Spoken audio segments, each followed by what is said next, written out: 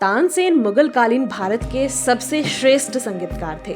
वे अकबर के दरबार के नवरत्नों में न सिर्फ शामिल थे, बल्कि अकबर उनके संगीत के दीवाने भी थे। एक दिन संध्या समय ऐसे ही अकबर व तानसेन बैठे हुए थे कि अकबर ने तानसेन की तारीफ करते हुए कहा, तानसेन, मैं नहीं मानता कि तुम सा संगीतकार कोई भी पैदा हुआ होगा या भविष्य में पैदा होगा।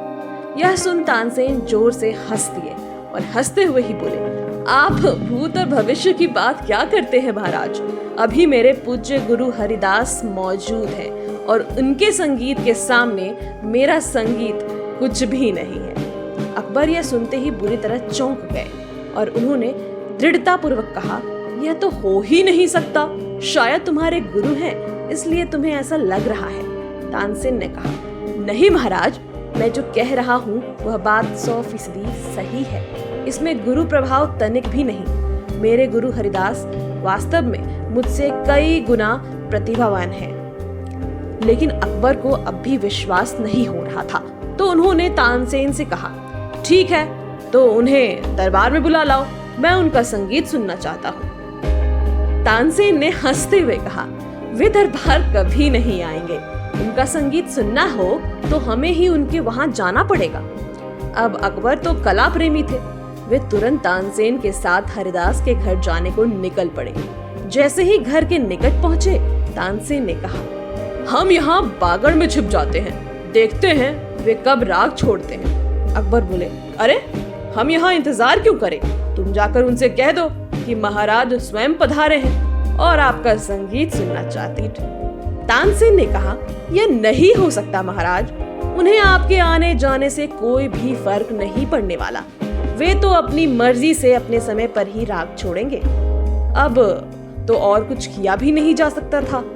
अकबर को हरिदास का संगीत सुनना ही था, सो चुपचाप तानसेन के साथ बागड़ के पीछे वो छिप गए और हरिदास के राग छोड़ने का इंतजार करते रहे। उधर मध्य रात्रि को हरिदास ने आलाप छेड़ा और छेड़ा तो वैसा छेड़ा कि अकबर स्तब्ध रह गए।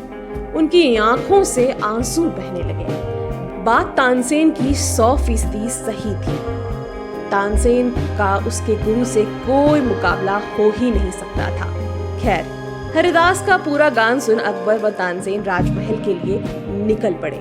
रास्ते में अकबर ने तानसेन से पूछा, तुम ऐसा क्यों नहीं गा सकते? प्रयास करो, दुनिया में क्या असंभव है? तानसेन ने कहा, यह कभी नहीं हो सकता। अकबर ने चौंकते हुए पूछा, क्यों? तानसेन ने कहा, बात प्रतिभा या प्रयास की है ही नहीं, क्योंकि मैं दरबार में आपकी जी हुजूरी में गाता हूँ।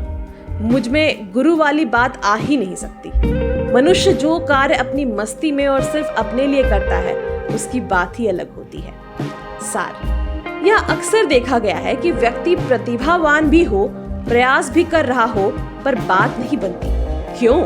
क्योंकि मनुष्य अपनी प्रतिभा का उपयोग अक्सर दूसरों पर रुआव झाड़ने हेतु करता है या दूसरों की जी हुजूरी में अपनी प्रतिभा का गला घोंट देता है। मनुष्य प्रयास भी सम्मान व समृद्धि पाने हेतु ही करता है, लेकिन वह भूल जाता है कि इन सब चक्करों में उसकी वास्तविक प्रतिभा ढक जाती है। यह ध्यान रख लेना कि जिन्होंने भी ऐतिहासिक सफलता पाई है, उन्होंने अपनी प्रतिभा अपनी मस्ती हेतु अपने पे ही न्योछावर करके पाई है और इस कारण उनकी प्रतिभा कुछ ऐसी निखरी है कि पूरे विश्व ने उनकी प्रतिभा को सलाम किया है। सो आप में प्रतिभा है तो डूब जाओ, उसकी आनंद लो, उसमें झूमो, सम्मान व समृद्धि का ख्याल छोड़ दो। वह तो आपके द्वार अपनी प्रतिभा की मस्ती में डूबने मात्र से पीछे पीछे चले ही आएंगे।